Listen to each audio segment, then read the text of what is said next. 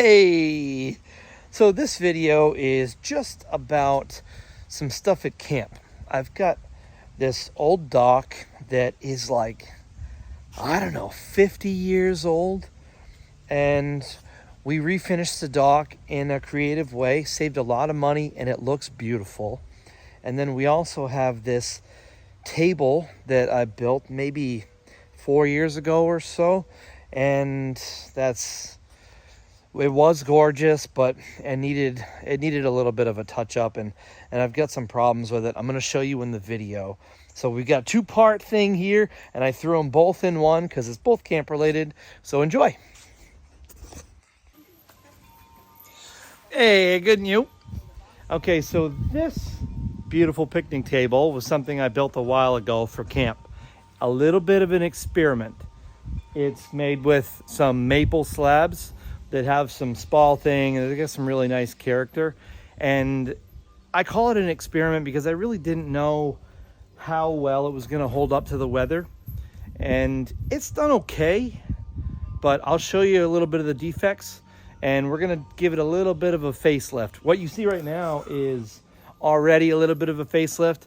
I'm going to go back in time. I'm wearing the same shirt so that you don't realize. But I'm going to go back in time and show you what I did to it. I'm going to add a few more coats and we'll make it pretty. So this video is going to be all about a couple of little upgrades, a little bit of good ideas to not cost so much money, but to keep things going, and blah, blah, blah, blah, blah, blah, blah, blah, blah, blah, blah, blah. Okay, I'm going to show you what I use for sandpaper when I'm trying to do refinishing stuff. If you know all about sandpaper already, just skip ahead. But you'd be surprised at how many people don't realize how to step up in grits. Very simple, but I'm going to show you. I like to use this orbital sander. It does a pretty decent job. It will leave little circles, so you have to make sure you step way up in grit, but this works well for me. I use different grits. The grit that I always use when I'm going between coats of poly or spar varnish or whatever you're gonna use, I always use a 220 grit, either that or I'll use like a stainless steel wool and just rough the surfaces up in between. That helps the new coat adhere to the old coat. If I've got weird or rough surfaces that I want to take down, I will go lower in grit. Okay, so the lower the grit, the more aggressive it is. All right, for example, I had a piece of paper once that was like 7 grit. Okay, now that thing was literally like a clay pot that they smashed on the ground and then glued it to a piece of paper, and then I put it on my belt sander. It removed material like insanity. Okay. Okay, so let's go 220. This is what the table looked like after about 3 years of sitting in the weather. These are little wood boring beetles that have made a home in my precious table. My plan is to refinish the table, 2 at least coats of spar varnish. Then after some research, I found the way to kill these little buggers is to spray them with permethrin. I'm going to spray them with permethrin. Then I'm going to do a final coat with a spray gun to get it looking gorgeous again. All of these rough spots, I'm going at it with 80 or 120 grit, depending on how rough it is and how aggressive I want to be. If you want to stay safe, you can go 120.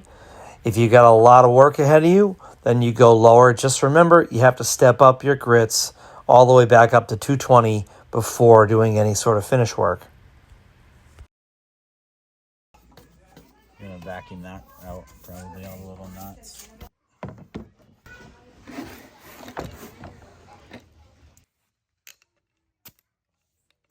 Now, I actually ended up spraying the first coat because I was hoping that the spray would get in all those little boar beetle holes. That didn't end up working.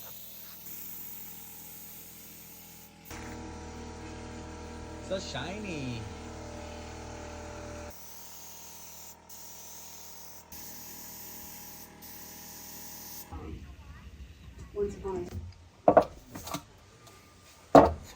All right, I know what you're going to ask me next. Mike, What kind of varnish do you use? All right, well, let me tell you. I use spar varnish, and this is for everything outdoor application. I think it gives like a nice warmer color to the wood, if that's what you're going for, and it holds up really well. It is a little stinky, so don't think that like you can use this on an indoor application and you're not going to stink up your house. It stinks, but it holds and lasts really well. I like this stuff. So let's put it on.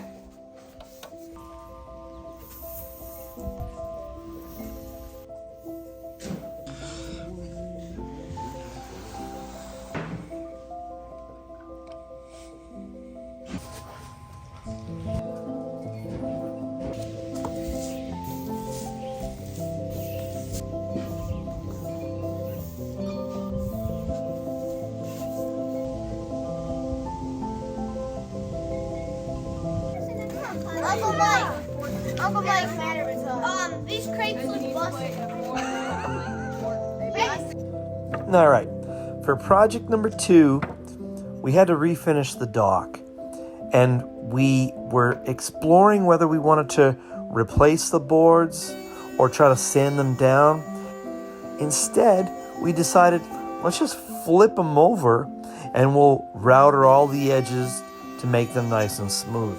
And that's exactly what we're doing here.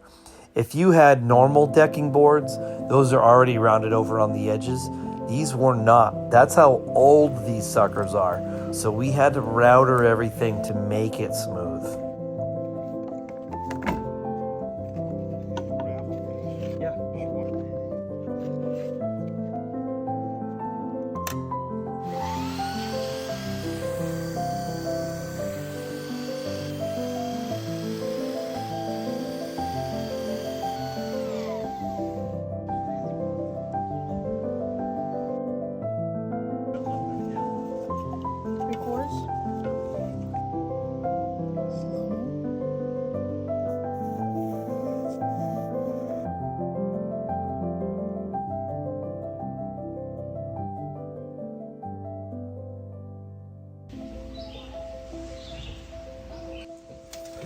What's up, peeps?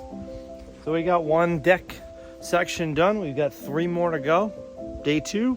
Let's see how far we get. This dock had all kinds of different fasteners. Everything we took out, we tried to replace with torque screws. They are so amazing. If you've never used torque screws, you're never gonna go back, I promise you. You know, it's always been my belief that if something that you want to do is going to take quite a bit of work, it's probably going to be worth it in the long run. And that's just the case with this.